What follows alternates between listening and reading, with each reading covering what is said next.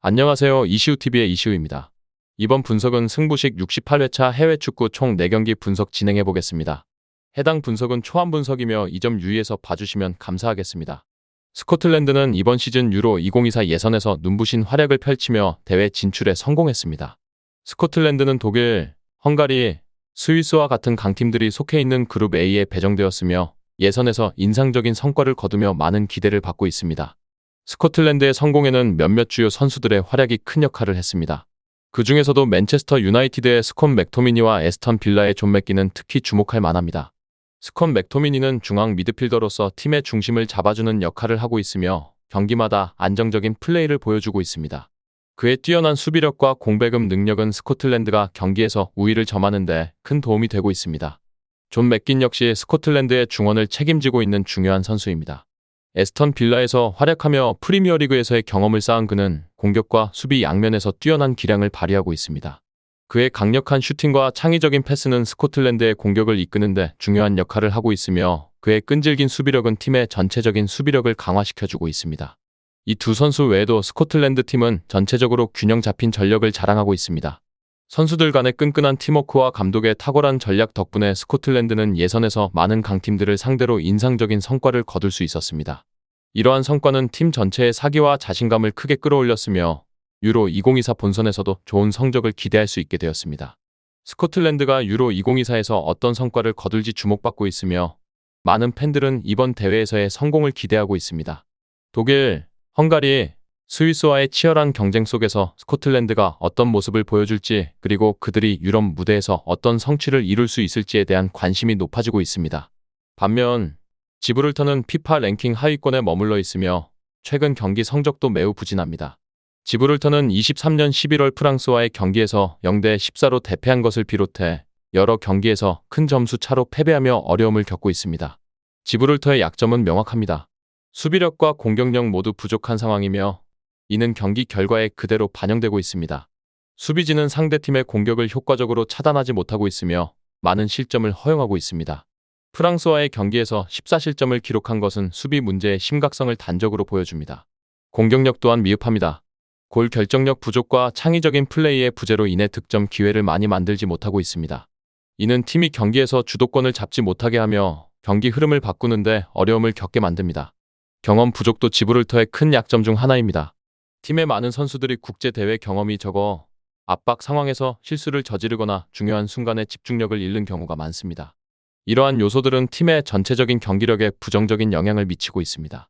이처럼 지브롤터는 수비와 공격 모두에서 문제를 겪고 있으며 경험 부족으로 인해 이를 극복하는 데 어려움을 겪고 있습니다. 앞으로의 경기에서 이러한 약점들을 보완하고 개선하는 것이 과제입니다. 이번 경기는 중립지대인 포르투갈에서 열리지만 스코틀랜드의 전력이 훨씬 강력합니다.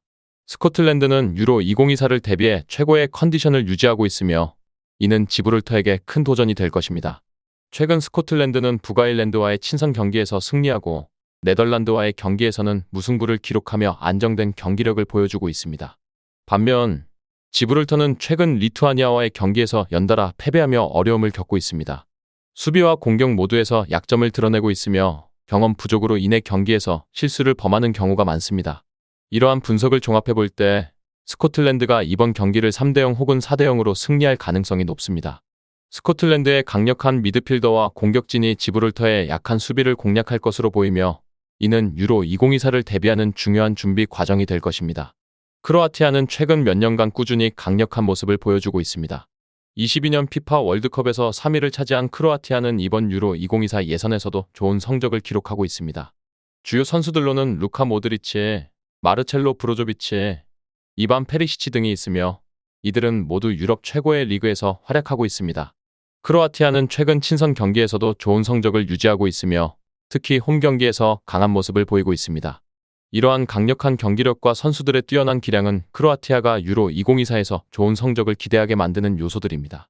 반면 북마케도니아는 비교적 약체로 평가받지만 최근 몇 년간 눈에 띄는 발전을 이루고 있습니다. 북마케도니아는 유로 2020 본선에 진출하며 국제 무대에서 주목받기 시작했고 최근 예선에서도 경쟁력을 보여주고 있습니다. 이 팀의 성장은 고란 판데프와 같은 베테랑 선수들의 리더십과 젊은 선수들의 성장 덕분에 가능했습니다. 고란 판데프는 북마케도니아 축구의 상징적인 인물로 그의 경험과 리더십은 팀의 중심을 잡아주는 중요한 역할을 하고 있습니다. 판데프의 지휘 아래 많은 젊은 선수들이 국제 무대에서의 경험을 쌓으며 발전하고 있습니다. 이로 인해 북마케도니아는 점차 강력한 팀으로 변모하고 있습니다.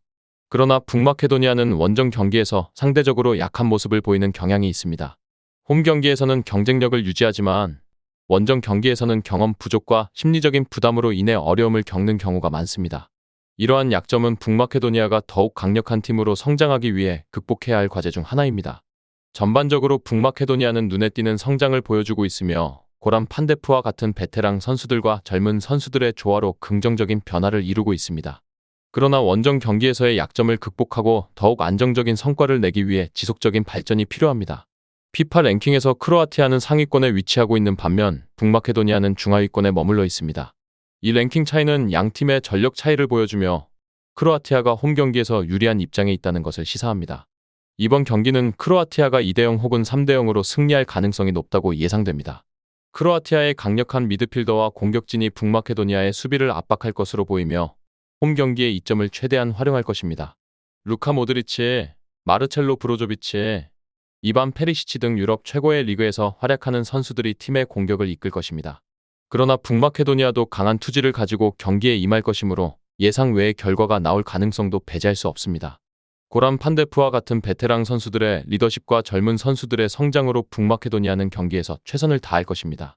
원정 경기에서의 약점을 극복하고 크로아티아를 상대로 좋은 경기를 펼치기 위해 노력할 것입니다. 잉글랜드는 이번 시즌 유로 2024 예선을 대비해 강력한 팀을 구성했습니다. 최근 몇 년간 잉글랜드는 UEFA 네이션스 리그와 월드컵 예선에서 뛰어난 성적을 거두었으며 주요 선수로는 해리 케인, 라임 스털링, 주드 벨링엄 등이 포함되어 있습니다. 잉글랜드는 현재 피파 랭킹 5위에 위치해 있으며 특히 홈 경기에서 강한 모습을 보입니다.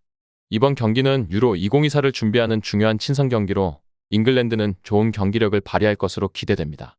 해리 케인의 득점력, 라임 스털링의 속도와 기술, 주드 벨링엄의 미드필드 장악력 등이 팀의 주요 강점으로 작용할 것입니다.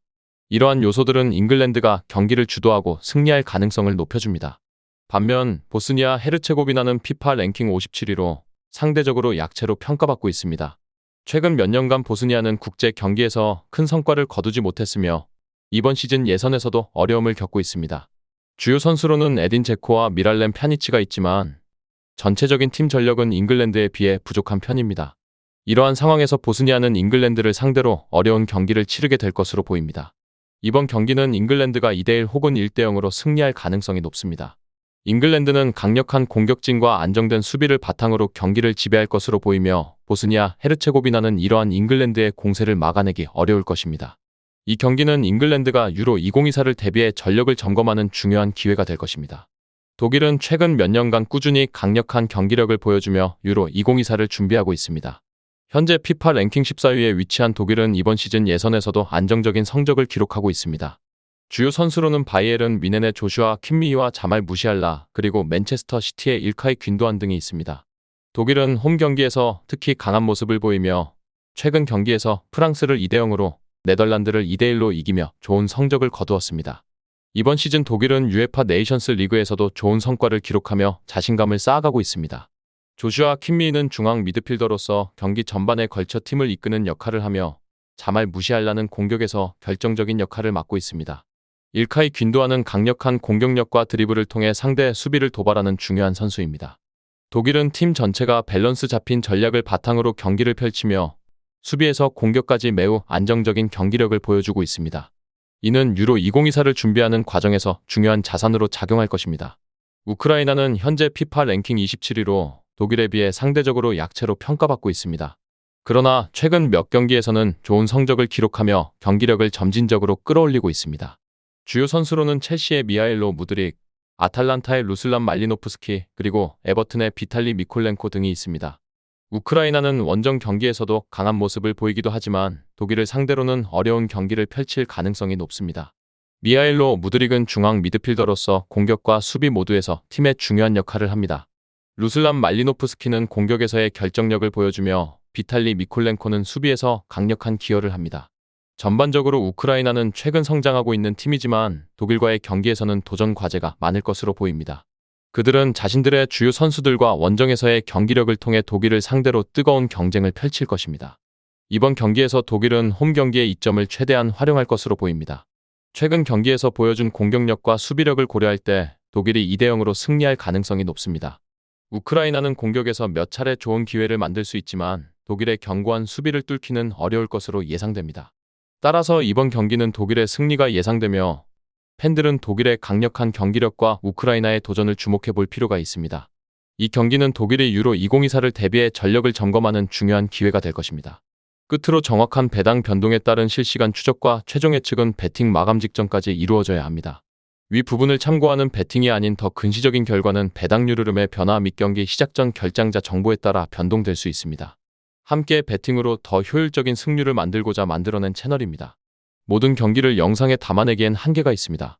이외 다른 경기들의 정보와 결과 예측 및 더 많은 도움이 필요하시다면 분석방으로 언제든지 연락주세요. 최선을 다해 보이겠습니다.